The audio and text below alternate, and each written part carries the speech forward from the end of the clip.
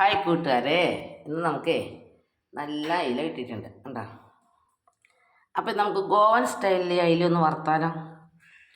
അപ്പോൾ ഞാൻ ചേർത്തെന്ന് വെച്ചാൽ 2 സ്പൂൺ മുളക് പൊടി, ഉപ്പ്, മഞ്ഞൾപ്പൊടി, കാശ്മീരി മുളക് പൊടി, കുരുമുളക് പൊടി, പിന്നെ മെയിനായിട്ട് വേണ്ടത് റവ. അപ്പോൾ ഇതെല്ലാം കൂടി മിക്സ് ചെയ്യാം കേട്ടോ. ഞാൻ ആദ്യം ഇച്ചിരി ചൊറുക്കി ഒഴിച്ച് ഇതൊന്ന് സോക്ക് ചെയ്യാൻ വെച്ചായിരുന്നു കേട്ടോ. കഴുകിയ ശേഷം നമുക്ക് തിരുമാം. ഇനി തിരുമിയിട്ട് ഒരമണിക്കൂർ വെച്ചേക്കണം, എന്നിട്ട് വേണം വറുക്കാനിടാൻ. ശരിക്കും തിരുമി വെക്കട്ടെ കേട്ടോ. അപ്പോൾ ഒരമണിക്കൂർ ഇങ്ങനെ ഇരിക്കട്ടെ കേട്ടോ. അങ്ങനെതാ അരമണിക്കൂർ. അപ്പോൾ എല്ലാം തിരുമി വെച്ചേക്കും.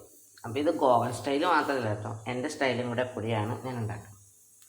അപ്പോൾ ഞാൻ ചെയ്യണത് എന്നാന്ന് വെച്ചിട്ടുണ്ടെങ്കിൽ ആദ്യം വെളിച്ചെണ്ണ ചൂടാവുന്നു, പിന്നെ മെയിൻ ഇൻഗ്രീഡിയൻസായ കറിവേപ്പില ഇടണം.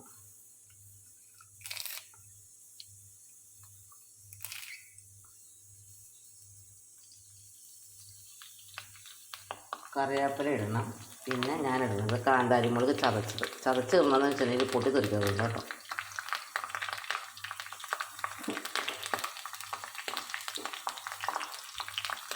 ഇത് പയ്യെ മൂത്ത് കഴിയുമ്പോൾ നമ്മുടെ അയിലേക്ക് ഇടണം. കണ്ട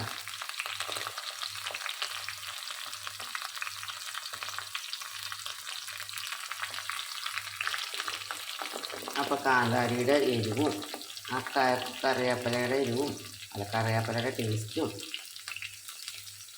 പിന്നെ കുരുമുളക് പൊടിയുടെ ടേസ്റ്റും എല്ലാം വരുമ്പോൾ നല്ല ടേസ്റ്റാണ്. നന്നായിട്ടങ്ങ് ഡീപ്പായിട്ട് ഫ്രൈ ചെയ്തെടുക്കണം കേട്ടോ. ഇതിൻ്റെ മുകളിലേക്ക് കുറച്ച് കറിവേപ്പില ഇടാൻ പോകാം. നല്ല മണം വന്നു തുടങ്ങി. വറുക്കട്ടെ കേട്ടോ. അങ്ങനെ അതെങ്ങനെ ഒരു വശം വറുത്തു കേട്ടോ.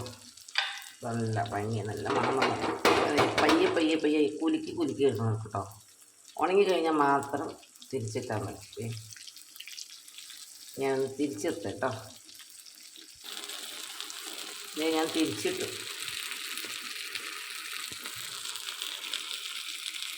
പിന്നെ ഒരു 10-15 മിനിറ്റ് കഴിയുമ്പോൾ ഓരോരുത്തർ ഇഷ്ടപ്രകാരം നന്നായിട്ട് ഉണങ്ങി എടുക്കാനാണ് ഇഷ്ടമാണെങ്കിൽ ഉണങ്ങി എടുക്കുക, അല്ലെങ്കിൽ സോഫ്റ്റായിട്ട് എടുക്കണമെങ്കിൽ സോഫ്റ്റായിട്ട് എടുക്കുക.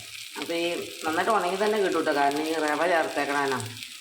അപ്പോൾ ഓക്കെ, അടുത്ത വീഡിയോയുമായി വരുന്നവരെ ടാറ്റാ.